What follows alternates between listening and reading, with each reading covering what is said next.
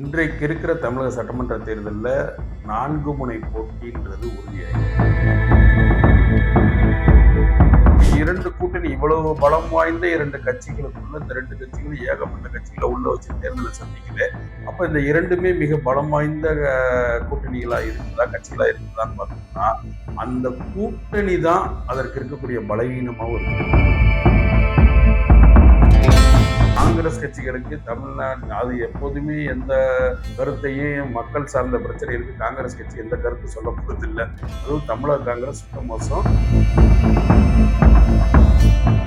அது வந்து நீங்க மத்தியில மாத்திரம் கூட்டாட்சி செஞ்சுக்கிறீங்க, மாநிலத்தில் சுயாட்சி செஞ்சுக்கிறீங்க, எங்களுக்கும் ஆட்சியில் அதிகாரத்தில் பங்கு வேண்டும்ன்ற கொஸ்டினை கொண்டு வந்து வச்சிருக்கேன். அப்போ இந்த கூட்டணி தொகுதிகளை பங்கீடு செய்வதில் மிகப்பெரிய சிக்கல்களை தொடர்ந்து சந்திக்கும். 2 கட்சிகளுமே வந்து அந்த கூட்டணிக்குள்ள இது வந்து ஒரு கூட்டணி ஆட்சியா தான் வரணும் அப்படிங்கிற ஒரு கோரிக்கையை முன்வைத்து தான் இந்த 2 கூட்டணிகளுமே நகர துணைக்கும். இதுல இருக்கிற எல்லா கட்சிகளுக்கும் இதுல விருப்பம் இருக்குமான்னு கேட்டா கண்டிப்பாக இருக்கு. எதன் வழியா சாத்தியப்படும்னா அதுக்குத்தான் பிளேயர்ஸ் 2 பேர் வெளியே இருக்காங்க. ஒருத்தர் விஜய், இன்னொன்று வந்து சீமான். இவர்கள் பிரிக்கக்கூடிய வாக்கு இந்த 2 பிரதான கட்சிகளையுமே பெரும்பான்மை பெற விடாம செஞ்சோம். அப்படி பெரும்பான்மை பெற விடாம செய்யும் பொழுது கூட்டணி ஆட்சி என்ற ஒன்று வந்து கண்டிப்பாக தமிழக தேர்தலில் இந்த தேர்தலில் நம்ம பார்க்கக்கூடிய ஒரு விஷயமா வந்து முடியும். வணக்கம். 2026 தமிழக தேர்தல் எப்படி இருக்க போகுது அப்படின்றத நம்ம இந்த நிகழ்ச்சியில பார்க்க போறோம். அதாவது வந்து தேர்தல் நாளுக்கு நாள் பரபரப்பு, விதவிதமான காட்சிகள் மாறுறது, இவர் அங்க இருக்காரு, இவர் இங்க இருக்காரு அப்படின்னு வந்து ரொம்ப சுவாரஸ்யமா போயிட்டு இருக்கு. கடந்த ஒரு மாதமா தேர்தலை ஃபாலோ பண்ணாதவங்களுக்கு கூட இந்த ஒரு நிகழ்ச்சி முழுமையான அரசியலை கொண்டு போய் சேர்க்கும் நம்புறேன். அதன் அடிப்படையில் இன்றைக்கு இருக்கிற தமிழக சட்டமன்ற தேர்தலில் 4 முனை போட்டின்றது உறுதியாயிருக்கு.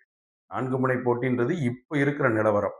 அதாவது திமுக தலைமையிலான கூட்டணி கட்சிகள் ஒரு பக்கம், பாஜக, அதிமுக தலைமையிலான கூட்டணி ஒரு பக்கம், விஜய் ஒரு பக்கம், சீமான் ஒரு பக்கம்னு 4 முனை வந்து போட்டி இருக்கு.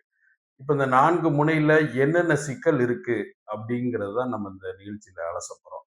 இப்போ முதல்ல வந்து இந்த 2 கட்சிகள் திமுக, அதிமுக இந்த 2 கட்சிகள்ல தான் கூட்டணி கட்சிகள் இருக்கு. அதாவது அந்த கூட்டணிக்குள்ள நிறைய கட்சிகள் வந்து உள்ள இந்த தேர்தலில் பங்கு பெறுது.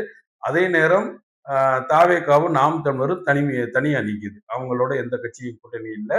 அவங்க வந்து தங்களுடைய முழு பலத்தையும் தனிமையாவே வந்து சோதிச்சு பார்க்குறாங்க.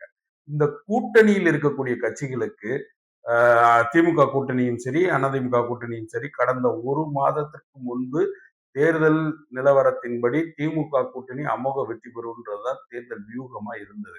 அது வந்து பாத்தீங்கன்னா நாட்கள் நகர நகர அந்த பார்வை வந்து மாறிக்கிட்டே வருது. இப்போ சரி, இப்ப 2 கூட்டணி இவ்வளவு பலம் வாய்ந்த 2 கட்சிகளுக்குள்ள இந்த 2 கட்சிகளும் ஏகப்பட்ட கட்சிகளை உள்ள வச்சு தேர்தலை சந்திக்குது.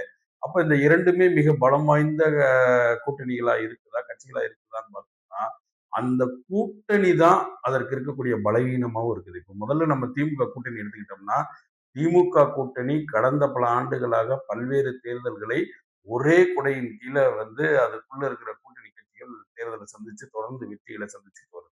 அதோடைய ஒரே கோஷம் என்னன்னா பாஜக எதிர்ப்பு. அதாவது தமிழ்நாட்டில் பாஜக நுழையக்கூடாதுன்றத வந்து மையமாக வைத்து இந்த மொத்த கூட்டணியும் இயங்கிக்கிட்டு வருது.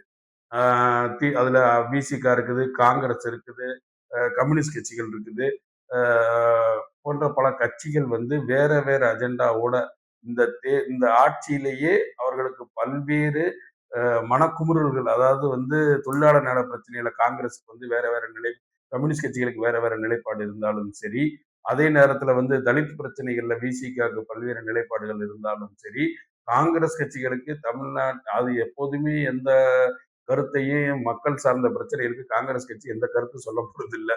அதுவும் தமிழக காங்கிரஸ் சுத்த மோசம். இருந்தாலும் தங்களை வந்து இந்த தேர்தலில் திமுக எந்த விதத்திலும் கடந்த காலங்களில் பலவீனப்பட்டு போயிடக்கூடாது, அப்படி பலவீனப்பட்டால் அது பாஜகவுக்கு சாதகமாக போய்விடும் சொல்லி ரொம்ப அதீதமான ஒரு என்ன சொல்றது முட்டு கொடுத்ததுன்னே சொல்லலாம். அதாவது திமுகவுக்காக இந்த கூட்டணி கட்சிகள் இழந்தது ஏராளம். இப்ப இந்த இழந்ததை எதற்காக இழந்தோன்ற ஒற்றை கொஸ்டின் வரும்போது, பாஜகன்ற ஒன்று தமிழ்நாட்டுல நுழைஞ்சிடக்கூடாதுன்றதுக்காக திமுகவிற்கு இவ்வளவு பெரிய ஆதரவுகளை நாங்க குடுத்தோம்னு சொன்னாலும், இந்த தேர்தலில் அந்த தொகுதி பங்கீட்டில் இந்த கூட்டணி கட்சியில பயங்கர சிக்கல்கள் இருக்கு. இவ்வளவு கொள்கை சார்ந்த கூட்டணியா இருந்தாலும், கடந்த 15, 20 நாட்களா காங்கிரஸ் செய்கின்ற அட்டூழியங்கள் ரொம்ப ஜாஸ்தி. அது வந்து நீங்க மத்தியில மாத்திரம் கூட்டாட்சி செஞ்சுக்கிறீங்க, மாநிலத்தில சுயாட்சி செஞ்சுக்கிறீங்க. எங்களுக்கும் ஆட்சியில், அதிகாரத்தில் பங்கு வேண்டும்ன்ற கொஸ்டின கொண்டு வந்து வச்சிருக்கு. அப்போ இந்த கூட்டணி தொகுதிகளை பங்கீடு செய்வதில மிகப்பெரிய சிக்கல்கள தொடர்ந்து சந்திக்க போகுது. இனி வரும் காலங்கள்ல. ஏன்னா வந்து பல்வேறு கட்ட பேச்சுவார்த்தைகள் காங்கிரஸோட நடந்தாலும், இன்னும் அந்த பேச்சுவார்த்தைகள் வந்து அந்த பிரச்சனைகள் இன்னும் முடிஞ்ச பாடு இல்ல. அத அப்படியே எடுத்துட்டு இந்த பக்கம் அதிமுக கூட்டணிக்குள்ள வந்தோம்னா, அந்த கூட்டணியே ஒரு ஒரு முரண்பாடான கூட்டணியா இருக்கு. அதாவது வந்து என்னன்னா, அந்த கூட்டணிக்குள்ள இருப்பவர்களில் அந்த கூட்டணி கட்சிகளோட சிக்கல்களால ஒருத்தர் அந்த கூட்டணிக்குள்ளேயே பலன் பெறுறாங்க. அதாவது என்னன்னா, இன்றைக்கு தமிழக அரசியலை நிர்ணயிக்கிற சக்தியா இருக்கக்கூடிய பாஜக, அதிமுக கூட்டணியில இருந்தாலும், அங்க இருக்கக்கூடிய கட்சிகள் எல்லாமே பல்வேறு வகையா பிளவுபட்டிருக்கு. அதிமுகவை எடுத்துக்கொண்டாலே, அதிமுக பல்வேறு பிளவுகளை சந்திச்சிருக்கு. அதாவது பன்னீர்செல்வம் வெளியே இருக்காரு. சசிகலா வெளியே இருக்காங்க. அதுபோல அதிருப்தியாளர்கள் நிறைய பேர் வெளியே இருக்காங்க. பாமக 2ஆ இருக்கு. அப்பா பாமக, மகன் பாமகன்னு பாமக 2ஆ இருக்கு. அமமுக தனியா இருக்கு. இப்படி அந்த கட்சிக்குள்ள இருக்கக்கூடிய ஒவ்வொரு கட்சிகளுமே தனித்தனியா பிரிஞ்சிருக்கு. இதை எல்லாத்தையும் கூட்டி அந்த என்டிஏ தலைமையிலான கூட்டணின்னு தான் அத சொல்றாங்க. இப்ப இதுல பிரிவின் அடிப்படையில இதுல ஏற்படக்கூடிய பலன் யாருக்கு அப்படின்னா, பாஜகவுக்கு தான் அந்த கூட்டணியில பலன் அதிகமா இருக்கு. இது திமுக ஆ திமுக அமமுகவ நம்புதா? அமமுக திமுகவ நம்புதா? பாமக அதிமுகவ நம்புதா? இப்படிங்கிற கொஸ்டின் அதுக்குள்ள அவர்களுக்குள்ளேயே சந்தேகங்கள் அதிகமா யார் யாரை நம்புவது அப்படின்ற சந்தேகத்தோடு இணைந்த கூட்டணியா இந்த இந்த கூட்டணி இருக்கு. இந்த 2 கூட்டணிகளுமே இந்த பல்வேறு பிரச்சனைகளை அதாவது முதல் கூட்டணி எது பலம்னு சொன்னோமோ அதுதான் அது பலவீனமா இருக்குது. 2வது கூட்டணியில அதோடைய நம்பிக்கை தன்மையை அதாவது ஒருவர் மேல் ஒருவர் வைத்திருக்க நம்பிக்கை தன்மையை கேள்விக்குறியா இருக்கிற நேரத்துல தான் இவர்கள் இருவரும் கூட்டணியோடு தேர்தலை சந்திக்கிறார்கள். சரி, அப்படி தேர்தலை சந்தித்தாலும் இதுல இருக்கக்கூடிய பிரச்சனை என்ன அப்படின்னா, இது ஒரு அதாவது ஆட்சியில் பங்கு, அதிகாரத்தில் பங்கு அப்படின்ற கொட்டேஷன் கீழ இந்த தேர்தல் வருது. இதை திமுக கூட்டணியில இருக்கிற காங்கிரஸும் முன்மொழிஞ்சிருச்சு. அதிமுக கூட்டணியில இருக்கிற பாஜகவுமே முன்மொழிஞ்சிருச்சு.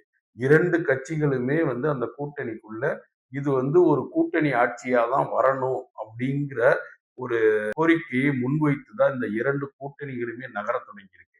இதுல இருக்கிற எல்லா கட்சிகளுக்கும் இதுல விருப்பம் இருக்குமான்னு கேட்டா கண்டிப்பாக இருக்கு.